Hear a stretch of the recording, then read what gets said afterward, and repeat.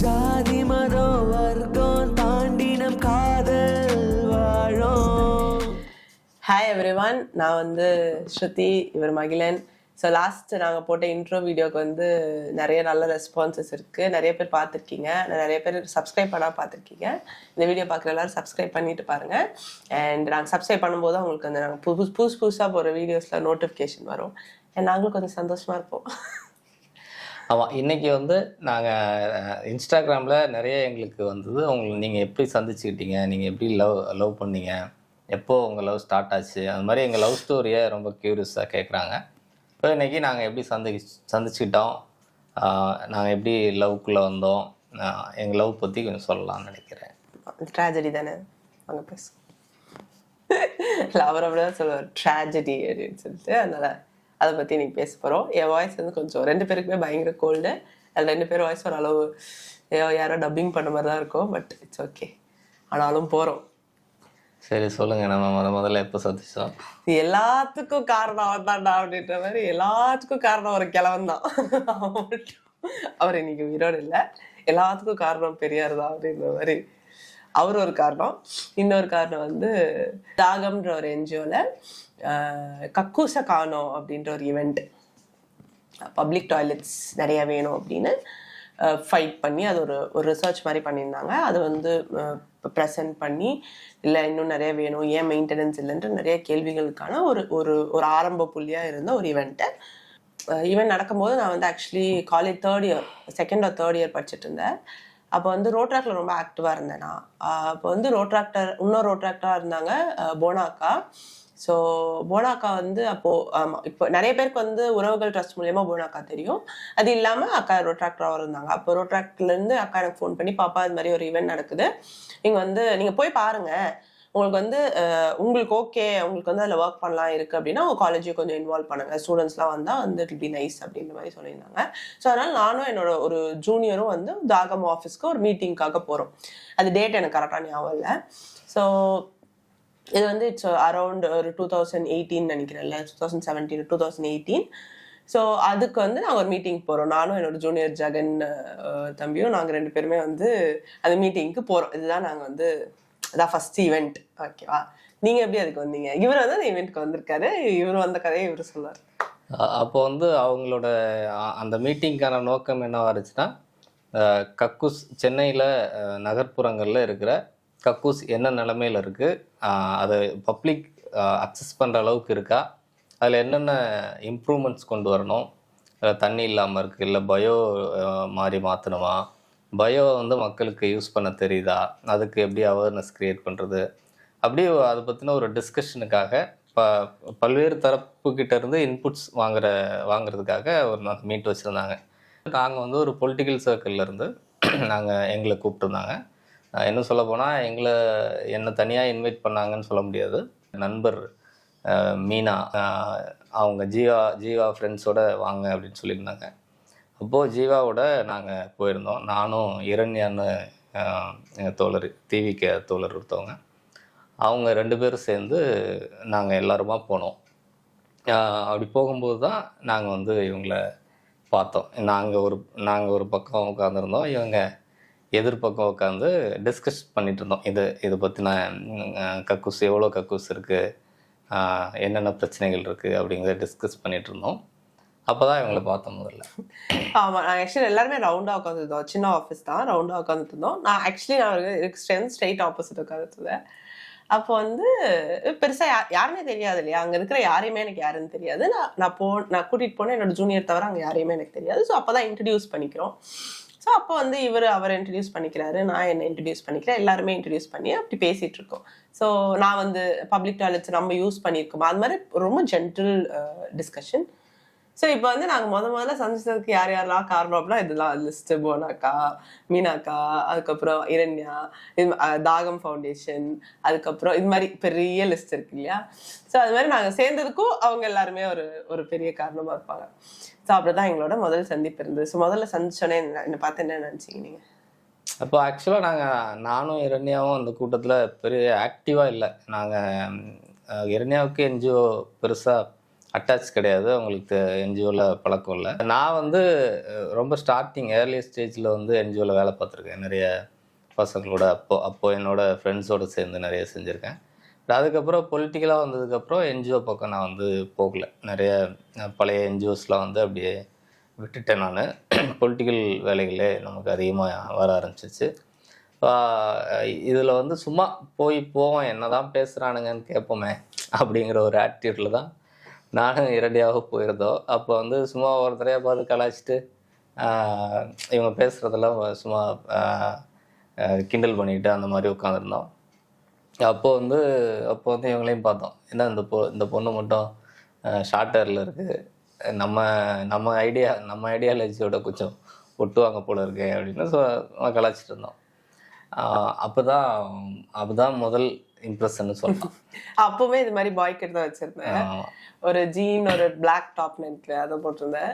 இவர் வந்து எனக்கு ஆப்போசிட்ல உட்காந்துருந்தாரு. இவர் ஆக்சுவலி நான் கவனிக்கவே இல்லை. என்னோட ஃபுல் கான்சென்ட்ரேஷன் வந்து இரண்யா தான். இரண்யா தோழர் தான் என்னோட ஃபுல் கான்சென்ட்ரேஷன். ஏன் அப்படின்னா அவங்க கையில வந்து நான் சொன்னல எல்லாத்துக்கும் அந்த கிழவன் தான் காரணம்ன்ற மாதிரி அவர் கையில வந்து ஒரு பெரியார் டேட்டூ இருக்கும். ஸோ நான் எனக்கு ரொம்ப நாள் வந்து பெரியார் டேட்டூ போட்டுக்கணும்னு ஆசை. அதே மாதிரி பெரியாரோட தடி இருக்கு இல்லையா, அதை மட்டுமே வந்து டேட்டூவை போட்டுக்கணும் அப்படிலாம் ஆசை. இப்போ வந்து ஐயோ நம்ம மனசுல நினைச்சதோ.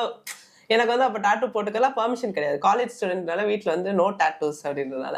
பட் அவங்க போட்டிருக்காங்க அப்படின்றது எனக்கு பயங்கர எப்படியாவது போட்டுறணும் அப்படின்னு அவங்ககிட்ட எப்படியாவது பேசிடுறோம் அப்படின்னா இரண்யா தான் என்னோட ஃபுல் கான்சன்ட்ரேஷன். ஸோ இவர் வந்து இரண்யா பக்கத்தில் உட்காந்துட்டு இருக்காரு. ஒரு அழுக்கு வெட்டியாவது ஒயிட் வேஷ்டி, ஒரு அழுக்கு வேஷ்டி, ஒரு அழுக்கு சட்டை போட்டு உட்காந்துட்டு இருந்தாரு. அவர் வந்து நான் வந்து கிளம்பும் போது நான் சீக்கிரம் கிளம்பிட்டேன். கிளம்பும் போது டிஸ்கஷன் இன்னும் போயிட்டு இருக்கு. நான் கிளம்புறேன், டைம் ஆயிடுச்சு அப்படின்னு சொல்லிட்டு அப்போ வந்து இரண்யாட்ட போயிட்டு என் பேர் ஸ்ருதி நீங்க அப்படின்னு கேட்கும்போது அவங்க வந்து நான் தோழர் இரண்யா எனக்கு வந்து அப்போ வந்து அவங்க கிட்ட சொன்னேன், இந்த டேட்டூ வந்து எனக்கு ரொம்ப நாள் ஆசை போடணும் அப்படின்னு. என்ன அப்படியா அவங்களுக்கும் பெரியார் பிடிக்குமான்ற மாதிரி அவங்க ஏதோ கேட்டுட்டு அப்போ அவங்க இன்ட்ரடியூஸ் பண்றாங்க. இவர் வந்து தோழர் மகிழன் அப்படின்னு சொன்னேன். கை கொடுத்துட்டா இவர் வந்து வணக்கங்க ஹாய் வணக்கம் அப்படிலாம் சொல்லிட்டு சரி ஓகே பாய் அப்படின்னு சொல்லி கிளம்பிட்டோம். அதான் முதல் சந்திப்பு. அதுக்கப்புறம் நாங்கள் பேசவே கிடையாது. அதுக்கப்புறம் ரொம்ப நாளைக்கு அப்புறம் ஃபேஸ்புக்கில் ஒரு இல்லை அதுக்கப்புறம் நிகழ்ச்சி நடந்ததுல இது டிஸ்கஷன். அதுக்கப்புறம் நிகழ்ச்சி டி நகரில் நடேசன் பார்க் பக்கத்தில் ஒரு ஸ்கூலில் அதோட இந்த டிஸ்கஷனோட ஒரு அவுட்புட்டாக ஒரு நிகழ்ச்சி ஒன்று பண்ணாங்க. அது வந்து திருமாவளவன் வந்து அதுக்கு சீஃப் கெஸ்ட்டு. அப்போது இந்த கோரிக்கைகளெல்லாம் ஒரு மனுவாக தயாரித்து சென்ட்ரல் கவர்மெண்ட்டை ஸ்டேட் கவர்மெண்ட்டை கொடுக்கணும். சென்ட்ரல் மினிஸ்ட்ரிக்கிட்டையும் ஸ்டேட் கவர்மெண்ட்டையும் அதை வந்து ப்ரெசென்ட் பண்ணுறது அவங்களோட ஐடியா. ஸோ அப்போ வந்து நாங்கள் அந்த ஈவெண்ட்டுக்கு போயிருந்தோம். அப்போது அகைன் நாங்கள் பார்த்துக்கிட்டோம். அப்போது இது எங்கே பார்த்தாலும் இது தனியாக இவங்க தெரியவாங்க இல்லை, கூட்டத்தில் 1000 பேர் இருந்தாலும் இவங்க தெரிவாங்க. நல்ல நிகழ்ச்சி ஆச்சு. ரொம்ப நேரம் ஈவினிங் ஃபுல்லாக போச்சு. பறை நிறைய பேர் பாட்டு பேசினாங்க. அதுக்கப்புறம் திருமாத்தோழர் வந்து அட்ரஸ் பண்ணாரு கேதரிங்க. அப்புறம் இதெல்லாம் எங்கே பேசப்படணுன்றதெல்லாம் பேசினோம்.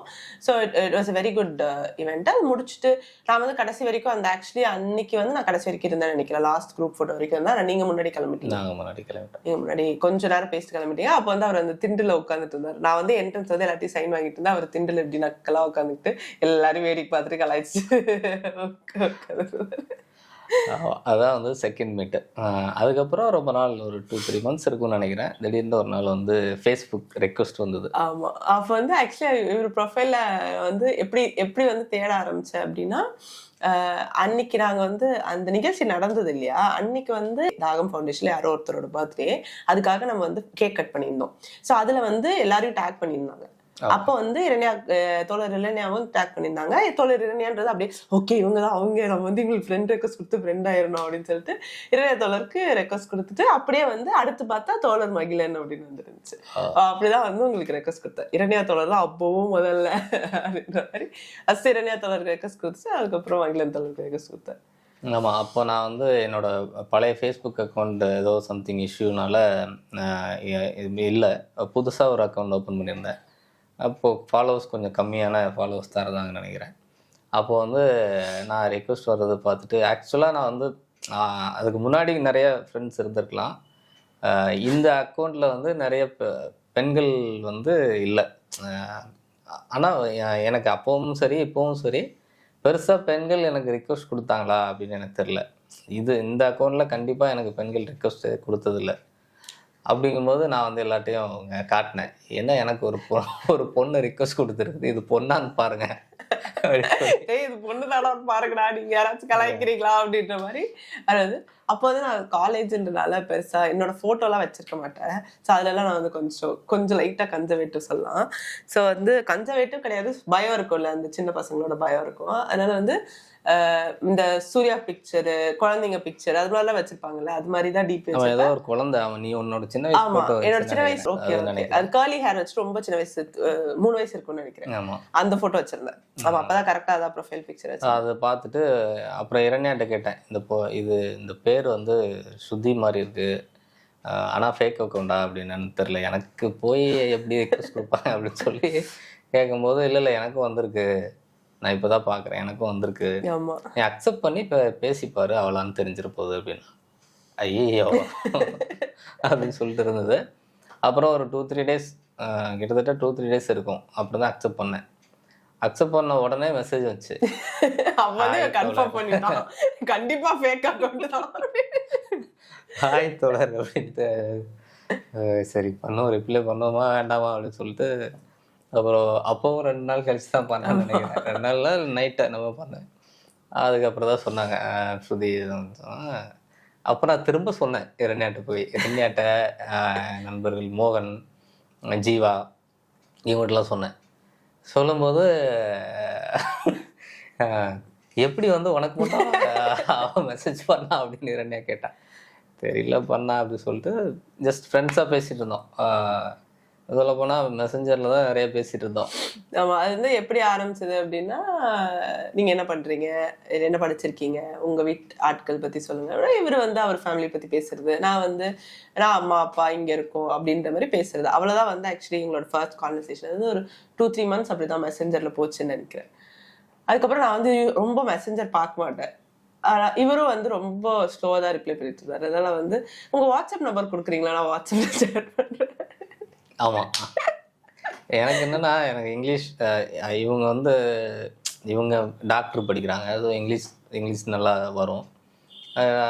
எப்போவுமே வந்து பசங்களுக்கு இங்கிலீஷில் பேசி ட்ரை பண்ணுவாங்க. நம்ம கொஞ்சம் லோக்கலாக தெரிஞ்சிடக்கூடாது தமிழில் பேசி அப்படிங்கிறதுக்காக அதை ட்ரை பண்ணும்போது லேட் ஆகும்.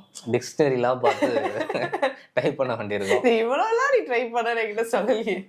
அப்புறமா சரி இந்த பொண்ணு நம்மளை விட லோக்கல் அப்படின்னு சொல்லிட்டு அப்புறம் தங்கிலீஷில் டைப் பண்ண ஆரம்பிச்சிட்டோம். ஸோ அதனால் எனக்கு எப்போவுமே இந்த டைப்பிங்கில் கொஞ்சம் டிலே ஆகும். எப்போவுமே அந்த டிலே இருக்குதா செய்யுது, அந்த டிலே ஆகும். அப்படி அதுக்கப்புறம் வாட்ஸ்அப் நம்பர் கேட்டாங்க. அப்புறம் ஒரு காலம் 2 காலம் பேசியிருப்போம்னு நினைக்கிறேன். அப்போ ஃபோன் பேசிகிட்டு இருக்கும்போது ஒரு நாள் வந்து என்னோட பெஸ்டி, கேர்ள் பெஸ்டி வந்து இவங்ககிட்ட பேசினாங்க. பயங்கரமாக மிரட்டி விட்டாங்க. அவன் ஏன் ஆள், அவன்கிட்டலாம் பேசுகிற வேலை வச்சுக்காத இன்னும் அப்படிதானே. ஆமாம் அது நீ என்ன ரொம்ப பேசுறியாமே, அவன் ஏன் ஆளு, அவன்கிட்ட நீ பேசுற அப்படி இப்படின்லாம் வந்து பேசிட்டாங்க. அவளும் அவங்க அக்காவும் சேர்ந்து. ஆமா அவங்களுக்கு வந்து அவங்க அக்காவும் வந்து அதே தான் பண்ணுவாங்க போல. லைக் இவர் யார்கிட்ட பேசினாலும் அந்த பெண் தொழில்கிட்ட வந்து போய் கலாய்க்கிறது, இல்லை வந்து அவங்களை விரட்டுறது, இந்த மாதிரி பண்ணுவாங்க போல. பட் அது ரொம்ப நக்கல் நையாண்டியோட பண்ணுவாங்க. என்கிட்ட வந்து அவங்க அப்படிதான் பண்ணியிருக்காங்க. பட் எனக்கு அது தெரியாதுன்றதால எனக்கு வந்து பயங்கரமா இரிட்டேட் ஆகி அவங்களா பிடிச்சி கத்தி விட்டேன். அவங்க பேச பிடிக்கலன்னா அவர் சொல்லணும், நீங்க யார் சொல்றதுக்கு அப்படிலாம் சொல்லி பயங்கர ஒரு சண்டை வந்து அப்புறம் இவர்கிட்ட நான் பேச நிறுத்திட்டேன். எதுக்கு இது சரியான பைத்தியமா இருப்பாங்க போல அப்படின்றதால இவர்கிட்ட கொஞ்ச நேரம் பேச நிறுத்திட்டேன். அதுக்கப்புறம் என்ன ஏண்டி ஒரு பொண்ணு கூட பேச விட மாட்டியா அப்படின்னு நாங்கள் கொஞ்சம் சண்டை போட்டோம், அவ்வளோதான்.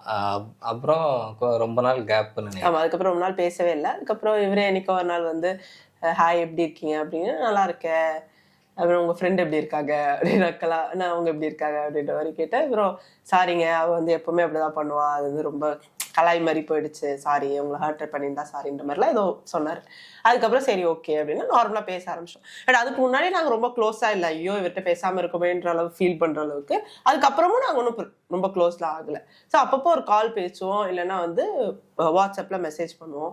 இவர் வந்து ஏதாவது நிகழ்ச்சிக்கு கூப்பிடுவார், நான் ஏதாவது நிகழ்ச்சிக்கு கூப்பிடுவேன், இப்படிதான் அந்த மெசேஜிங்கே அப்படிதான் இருக்கும். நீங்கள் ஏதாவது அவுட்டிங் போனால் நான் வந்து மெசேஜ் பண்ணுவேன். பீச் போகிறோம், நைட் அவுட் போகிறோம் வரீங்களா அப்படின்னு கேட்பேன். ஆமா. அது மாதிரி தான் போயிட்டு இருந்துச்சு. அப்போ வந்து எங்க வீட்ல வந்து 6 o'clock கர்ஃப்யூ. இவர் வந்து 8 மணிக்கு கூப்பிடுவாரு. இது வந்து இரண்யாவும் இல்லை வந்து ஆளு. ஸோ இரண்யாவும் இவரும் 8 மணிக்கு கூப்பிட்டு வாங்க குல்ஃபி சாப்பிட போகலாம் அப்படின்னு. மெரினா பீச் குல்ஃபி இருக்கு இல்லையா, அவர் பேர் என்ன, நாகராஜ் அண்ணா குல்ஃபி வந்து எனக்கு வந்து அந்த நீயா நானா ஷோ பார்த்துக்கப்புறம் எனக்கு அது சாப்பிட்டே ஆகணும் அப்படின்னு. இவங்க வந்து யூஸ்வலாக அவங்களோட ஸ்பாட் அதுதான்.